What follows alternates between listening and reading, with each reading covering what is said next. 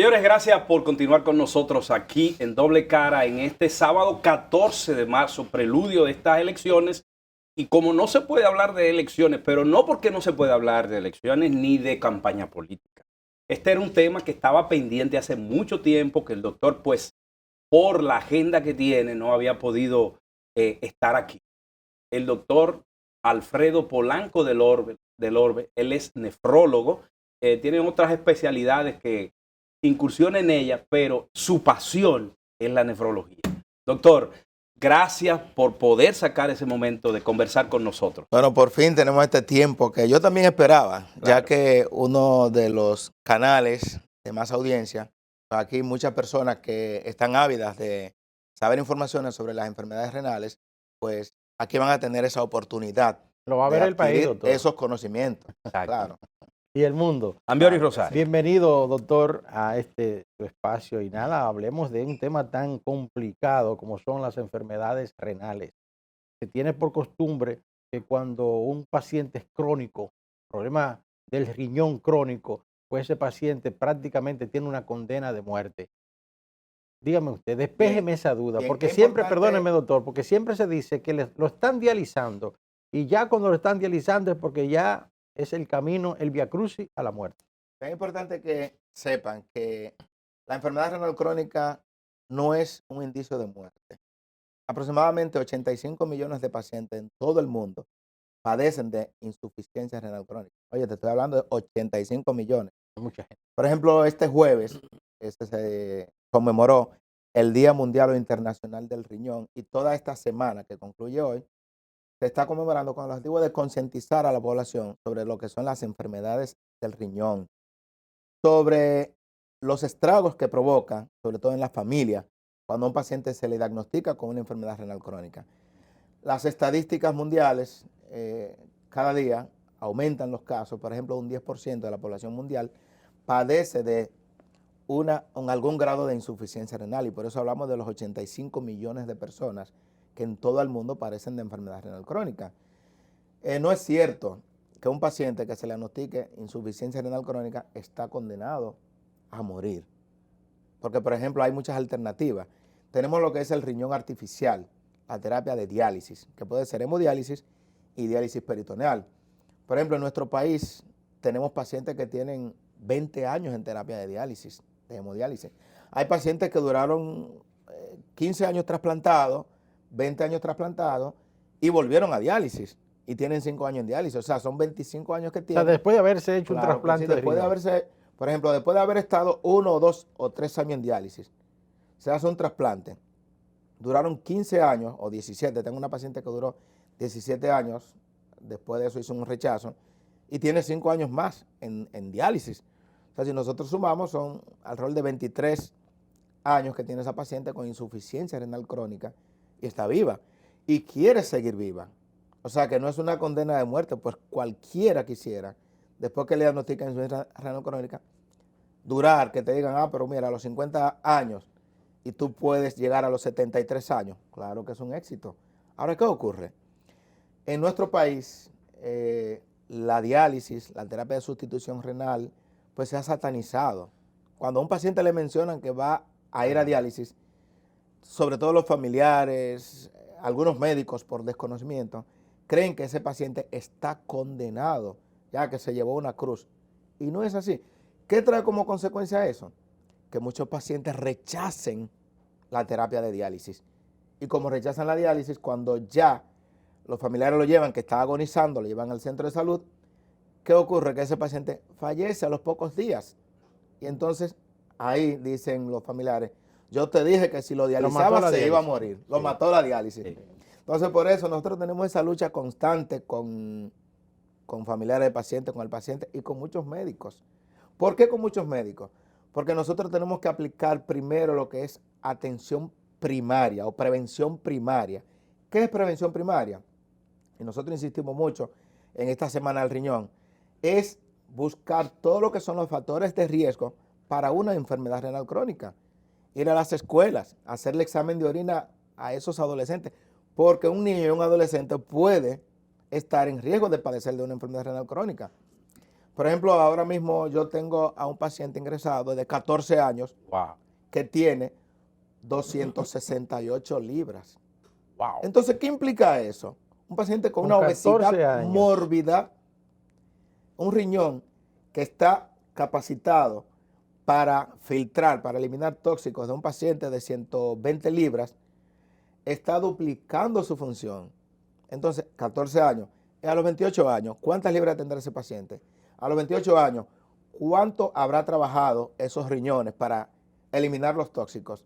O sea, posiblemente, si ese paciente continúa así, en un periodo de 10 años, es posible que esté en diálisis. Doctor, yo sé que Ulises tiene muchas preguntas interesantes, importantes, pero me gustaría saber cómo se previene la enfermedad del riñón.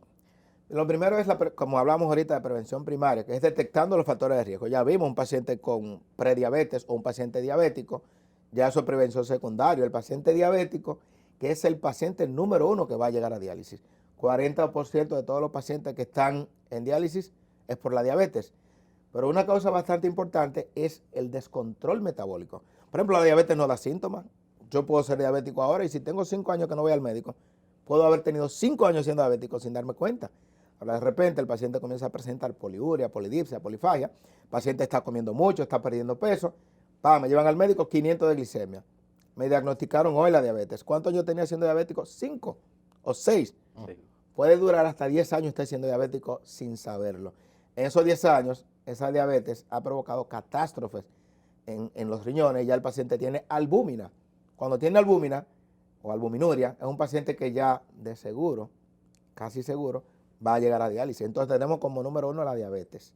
Como número 2 la hipertensión arterial. El 30 o 35% de todos los pacientes que están en diálisis es secundaria hipertensión arterial. O sea que con esas dos, ese matrimonio de la diabetes y la hipertensión, tenemos el 75 a 80% de todos los pacientes que están en diálisis. Ahora, ¿qué ocurre? La hipertensión tampoco da síntomas. Yo puedo tener ahora mismo la presión en 200/120, ahora aquí sentado. Y no sentirlo. Y no sentirla. Sí. Entonces, pero cuando viene a ver, le digo yo a Ulises, tómame la presión, y me la toma. 200/120, pero yo no me sentía nada. Ahora, ¿qué tiempo tenía yo con esa presión alta? No sentía nada, pero me estaba dañando mis riñones. No sentía nada, pero el corazón me está creciendo. De repente le hacen un ecocardiograma y dice, y una radiografía. El corazón está grande porque un corazón que estaba trabajando el doble y por eso, como estaba haciendo mucho ejercicio, creció.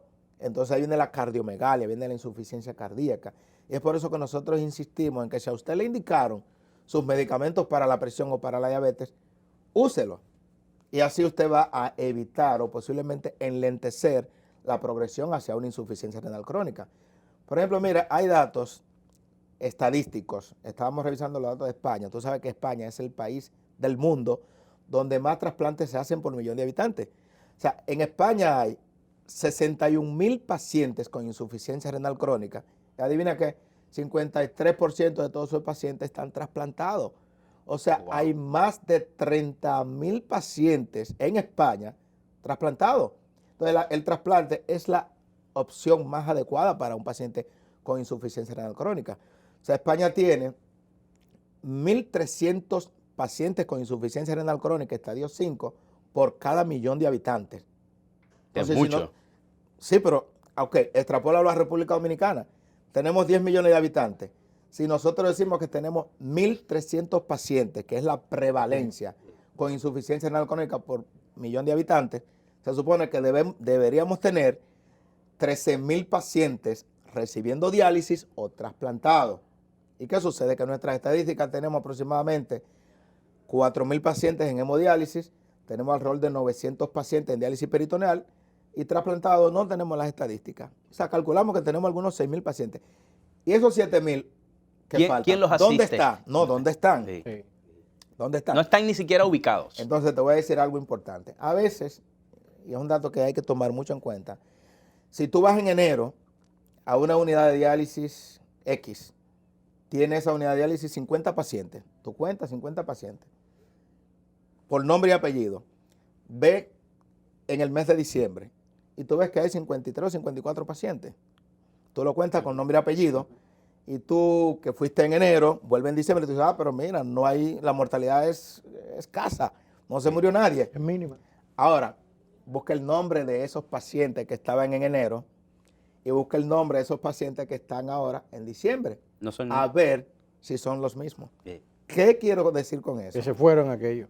No es que se fueron, sino que muchos de los que estaban ahí llegaron tarde a diálisis. Hubo que colocarle un catéter, se infectó el catéter. Muchos dejaron de ir por distancia. Simplemente no están. O sea que tenemos, y por eso es que yo hablo mucho, que tenemos que tomar en cuenta bastante, posiblemente por un seguimiento inadecuado, porque un paciente con una patología crónica debe de, si no va a su terapia de diálisis, es un paciente que hay que incluso mandar a buscar. A veces, por ejemplo, en los centros donde yo trabajo, inmediatamente fulano no vino, pues nosotros lo llamamos. Claro, ¿qué es lo que le pasa? Por ejemplo, ayer me faltó una paciente en Secano y nosotros llamamos inmediatamente. ¿Qué es lo que pasa? Fulana, ¿por qué usted? Porque tenía gripe. Tiene que ir, porque ahí es que están los médicos y nosotros Exacto. podemos darle tratamiento. O sea, ahí es que nosotros vamos a decir las medidas que debe de utilizar para esa gripe. No faltar. Pero ¿qué ocurre? El paciente falta hoy, posiblemente por haber faltado, puede aumentar el potasio, puede aumentarle los líquidos, la presión, un edema agudo de pulmón. Nada bueno. Y el paciente cuando viene a ver en su siguiente diálisis no vino. Falleció porque se quedó en su casa. Entonces, ahora hay algo bueno y es que en la mayoría de las provincias del país, porque hay que hablar todo, existen unidades de diálisis en todas las provincias del país. Sobre todo en los hospitales. En los hospitales. ¿Qué decimos con esto? El paciente no debe de quedarse en su casa, el paciente debe de ir a las unidades de diálisis, el paciente debe de ir al nefrólogo, debe de consultarse. Hablo mucho con los diabetólogos también, los cardiólogos. O sea, un papel muy importante que juega el diabetólogo y el endocrinólogo es que deben de enviar a ese paciente que es diabético una vez al año por lo menos al nefrólogo. La mayoría no lo hacen. Doctor. Los cardiólogos también deben de hacerlo. Claro, la mayoría no lo hacen. Doctor, tenemos que hacer una pausa. Pienso que hay muchas necesidades en torno al tratamiento y al seguimiento del paciente de nefrología. Patonefrológico, no sé si está bien la palabra. Nos vamos a la pausa, les voy a pedir ese permiso.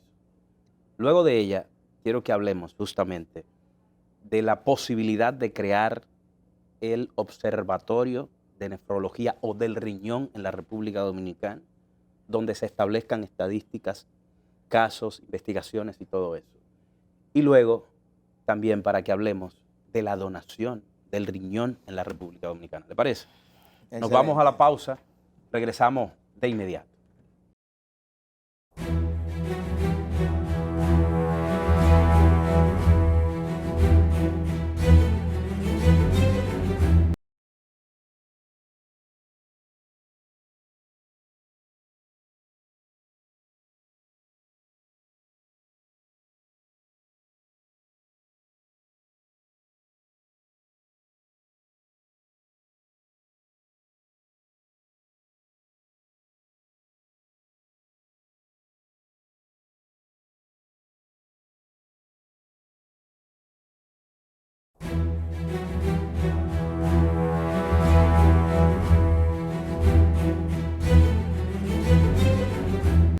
Bueno, continuamos aquí en Doble Cara en este sábado. Pienso que no es un sábado cualquiera.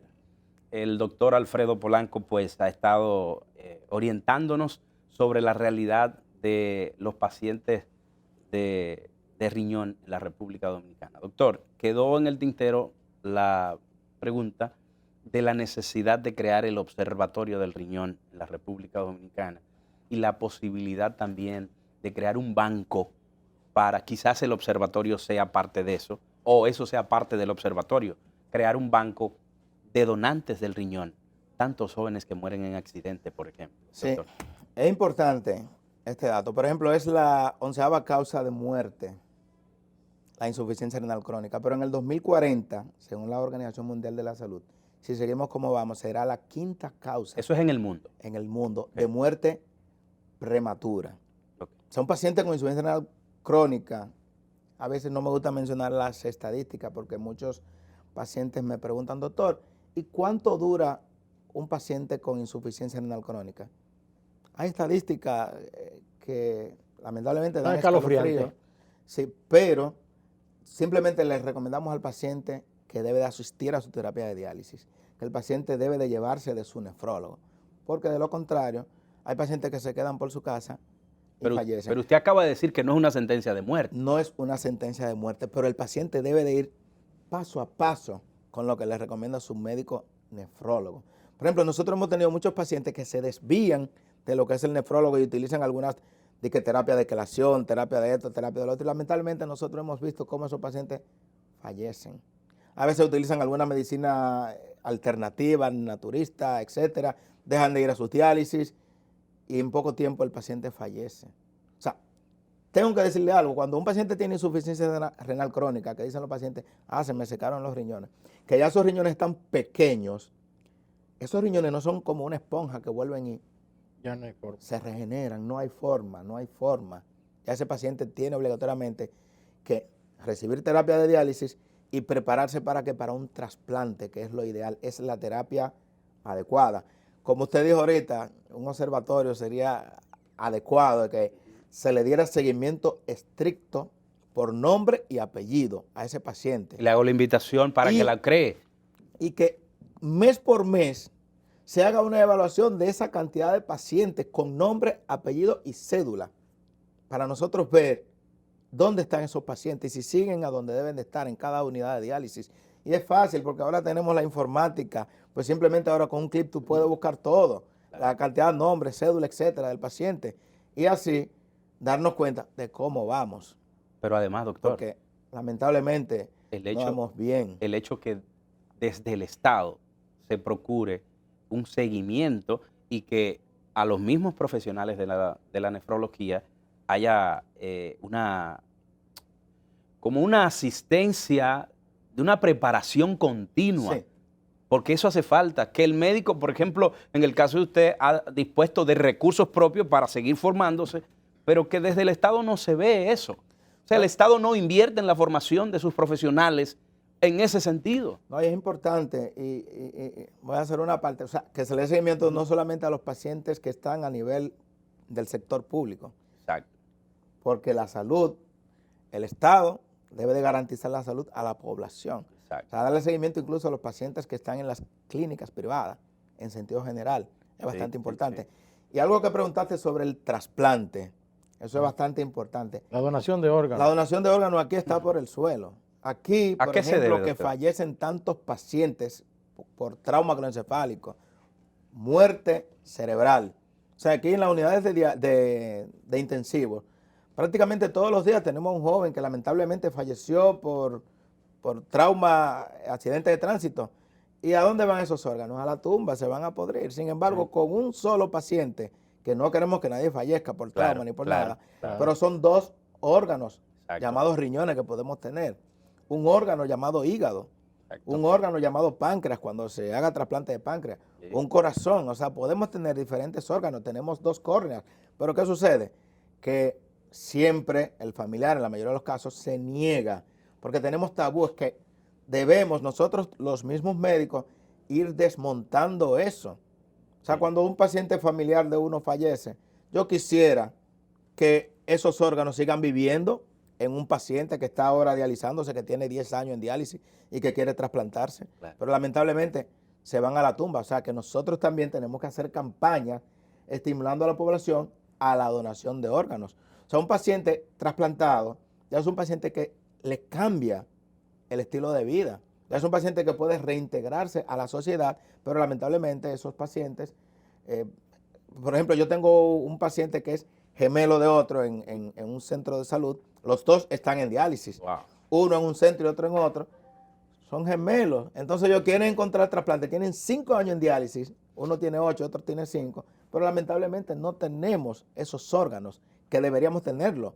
Es como te dije, ¿por qué en España se logra? En España no mueren tantos pacientes por accidentes de tránsito. ¿Y en Estados Unidos? 53% de todos los pacientes que están en insuficiencia renal están trasplantados. En Estados Unidos, que lo tenemos aquí cerca, hay muchos trasplantes. En Cuba, que es cerquita, tenemos muchos trasplantes. Entonces nosotros hacemos un llamado a la población, a la donación. La donar órganos es salvar vida. Entonces nosotros estimulamos eso, a la donación. Doctor, ¿cómo lograr, porque hay que también plantear situaciones. Nosotros vivimos en el país del pillaje, Sí, sí. de la delincuencia, de la anarquía. Entonces, ¿cómo lograr que una fundación, una entidad que se dedique a la recepción de esos órganos, cómo lograr que eso no luego se criminalice? Que cualquiera pueda disponer de Ulises Jiménez o de Ambiori Rosario, porque no, porque mi hijo yo tengo que salvarlo. Lámbete a Ambiori, lámbete a Ulises, porque es que yo tengo que salvar. O sea, eso es un marco legal que tiene que estructurarse muy bien, con consecuencias muy fuertes y estrictas para que eso dé resultado y que eso no desemboque en una actividad criminal como cualquier otra. Porque yo le voy a decir algo, yo personalmente, mi miedo radica ahí. Sí, lo que pasa es que hay muchos mitos y tabúes con respecto al trasplante. Y Ok. no solamente en República Aclaremos un Dominicana. poquito eso. Sí, en Estados Unidos ocurrió, en España también ocurrió que había muchos mitos de que agarraban a alguien, lo secuestraban y podían extraerle los órganos. Eso no es así. ¿Es mito o es Eso realidad? es mito. Es imposible. O sea, si a mí me A ti no interceptan pueden- por ahí, mira, vamos allí, y a mí me pueden dormir y en ese interín sacarme el órgano y yo me quedo. Eso es imposible. Pues Tiene que aclaremos ser- eso. Si tienen para esto del trasplante, por ejemplo, vamos a suponer un paciente tiene un trauma craneoencefálico severo, está en intensivo de una unidad X, pues ese paciente hay que hacerle todos los estudios habido y por haber mientras está en coma, que todavía no está en muerte encefálica, se le hacen Doppler transcraneal, se detecta que ya tiene muerte encefálica, pues a ese paciente se le han hecho todos los estudios para determinar que puede ser un donante. Entonces, una persona que vaya caminando por la calle es imposible hacerle eso. Entonces, para hacer la extracción tiene que ser un equipo de urólogos, cirujano vascular, cirujano general, o sea, debe ser un equipo de nefrólogos también. Ok. Y luego que se extrae ese órgano, trasladarlo bajo las mejores condiciones y llevarlo a donde el receptor, que ese paciente también tiene que tener previo análisis hecho de histocompatibilidad. O sea, que no es a lo loco que se hace eso, ni como los mitos que se pensaba de que a una persona lo secuestraban, que podía donar, podían No son dos extraer gente los ni órganos. tres que planean No, eso. no, ¿Y no, por eso no. qué? ¿Y por qué? Generalmente se necesita un equipo de más de 10 personas. para Le eso. pregunto, doctor, porque a la luz de la ley, o sea, lo que no está establecido en la ley, sencillamente está permitido. Claro. Entonces, lo que busco es evitar que en el futuro eso pueda suceder y que se convierta esto en una especie de célula que eso opere de esa manera, o que operen de esa manera. ¿Qué tiempo se le puede dar al órgano una vez se extrae para luego reinsertarse en otro organismo, No, más o menos? Un órgano puede, después de haberse extraído, puede tardar bastante tiempo bajo condiciones y soluciones adecuadas. Una Ok. solución adecuada que no la tiene todo el mundo, un líquido. Por ejemplo, se extrae al donante y llevarse al receptor.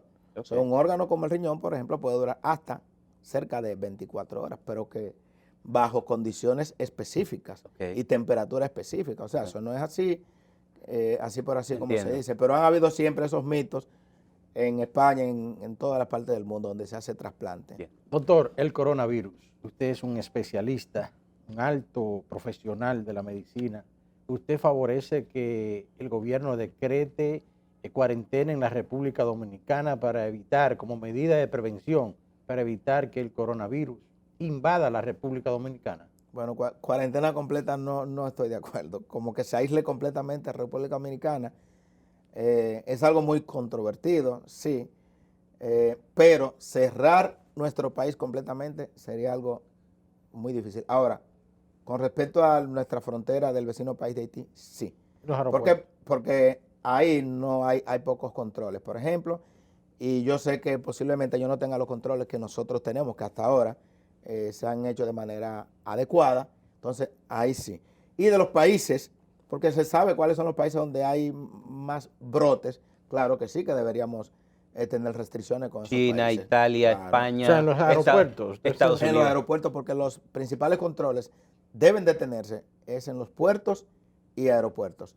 Hay que tomar en cuenta algo, por ejemplo, la mortalidad, la letalidad no es tan alta, excepto en pacientes vulnerables. Y ahora que estamos hablando de eso, por ejemplo, nuestros pacientes renales crónicos, pacientes diabéticos, pacientes hipertensos, sí puede llegar a un grado de letalidad que podría ser entre un 20 a un 30%, pacientes mayores de 60 o 65 años, que son los pacientes más vulnerables.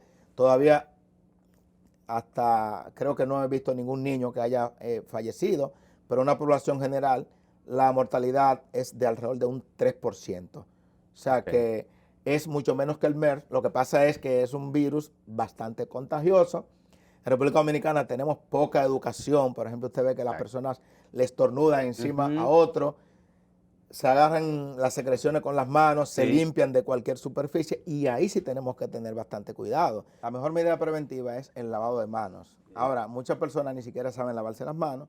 ¿Qué es lo que yo hago? Como las personas a veces tosen, estornudan, y lo saludan y vierten las secreciones en la superficie, pues uno anda siempre con su gel, con alcohol al 60%, y así tengo menos posibilidades de en lugar de una caneca, el alcohol mejor. Exacto, así es mejor. Sí. Entonces, todo eso de las prendas, por ejemplo, es mejor uno tener la menor cantidad de prendas posible a nivel de las manos. Ya mira que el anillo de graduación no lo tengo y pronto me quitaré ese también. Si su esposa se lo permite. Que se sepa, doctor, que se sepa que usted se va a quitar ese anillo es justamente por una cuestión de cuidado. Claro, no, y le pasa ya sé por dónde viene. A la viene, doña doctor. que lo entienda. Yo sé por dónde viene. Porque ya yo se lo dije. Ya ¿Y el suyo? La doña tiene más de 15 años. ¿Cuántos años de casado son? 25. 25 de casado, ya lo conoce, sabe qué tipo de muestra es el doctor, entonces no puede pensar una cosa por otra. Aterriza. De todos modos, no, pero espérate, algo que no puedo dejar de hablar, las corbatas. Exacto. Por ejemplo, las corbatas, se ha demostrado en múltiples estudios que han hecho, por ejemplo, en Estados Unidos, que el médico incluso no debería de utilizar esa prenda. Porque cuando el médico va a examinar a un paciente, esa corbata cae encima del paciente, es un fomite, un medio de cultivo, de arrastrar es un reservorio. Bacterias. Exacto. Entonces, cuando ese médico llega a la casa y que saluda a la esposa, lo primero que a los hijos, la corbata. Entonces, por eso yo mismo a veces me dicen, Polanco, pero tú no estás usando corbata. Sí. Es que después que yo he visto esos estudios, pocas veces para ir a los hospitales, utilizo esa prenda que es la corbata. Y sobre todo se ha demostrado que tiene muchos microbios. Entonces, ¿usted considera prudente que se tomen medidas cerrando algunos aeropuertos o cuando menos impidiendo que viajeros de determinados países ingresen a la República Dominicana? Los procedentes de esos lugares donde hay la mayor prevalencia del COVID-19 debería de restringirse. Claro que sí, claro que sí. Doctor, finalmente, que tenemos que ir. Nos dice Noé que se acabó el tiempo. Un mensaje a la población en este tramo de tratamiento del coronavirus. Bien, el coronavirus, lo más importante es la prevención. Y como hablaba ahorita sobre las enfermedades renales, prevención primaria. No lo tenemos. Hasta ahora lo que tenemos son pacientes que han importado el virus. O sea, no tenemos el virus autóctono de una persona que se haya contagiado aquí mismo. Por ahora, por lo menos por el momento. Exactamente. Entonces, tenemos todas las de ganar todavía. O sea, no tenemos virus autóctono, pues vamos a utilizar las debidas medidas de higiene, que es lo más importante. El lavado de manos, no importa cuántas veces usted se lave las manos, 20 veces al día, 30, lávesela cada vez que usted toque algo. Y así nosotros podemos evitar, no estornude encima de la gente, vamos a ser más educados, no se escupe en el piso. O sea, todo se resume en educación a la población. Al llegar a la casa, doctor, quitarse los zapatos, todo eso. Hay que lavarse las manos, y sobre todo nosotros, porque el personal de salud es un personal de altísimo riesgo. A nuestros médicos, cuando lleguen a su casa, vamos a entrar y lavarnos las manos en un baño que esté ahí en la sala, qué sé yo, y vamos a quitarnos esa ropa con la cual estamos en el hospital. Muy brevemente, doctor, que no se me infaden los galleros, pero sé que hay mucha falta de higiene en las galleras. Yo pienso que sí, porque estuve en una de ellas recientemente y vi mucha falta de higiene que hay en las galleras. Yo creo que el gobierno debe tomar medidas con relación a este tipo de deporte, porque tengo entendido que es un deporte. Sí, está tipificado. Sí, como un deporte de la escuela y el pico, del pico y la escuela. De hecho, pagan impuestos. Sí. Los galleros pagan hablando de las galleras, sí, un aviso por favor a los pacientes de juca. Ok. Un riesgo altísimo de contraer el coronavirus es con el uso de la juca, por favor. Ok. 5 personas que se pegan de una manguera, 5 mangueras, ahí están compartiendo fluidos. Qué Exacto. buena manera de Sí, concluir, sí. doctor, Claro que sí. realmente, porque la juventud dominicana hay que alertarla Claro. con relación a ese uso de la bendita juca esta que tiene a muchos jóvenes locos en el país. Así es. Gracias, doctor. Gracias. A ustedes las gracias por estar con nosotros en este sábado 14 de marzo. Reiterarles nuestro llamado. Salgan a votar, voten, váyanse a sus casas, no se queden en los alrededores y cumplan con su deber ciudadano. Aquellos, Ulises, muy brevemente, y perdónenme, porque este programa también se difunde los domingos. Naturalmente, cuando pedimos que salgan a votar, Exacto. es porque por el día de mañana sábado, Exacto. de mañana domingo, perdón. O sea, que cuando la gente escuche mañana domingo, la exhortación que hace Ulises, que hemos hecho nosotros, es porque el programa se repite mañana domingo por igual. Exacto, así es. Señores, mil gracias por estar con nosotros. Si Dios lo permite, después de mañana el país sigue. Después de mañana tenemos que seguir produciendo y siendo mejores ciudadanos. Señores, hasta el próximo sábado. Gracias, doctor.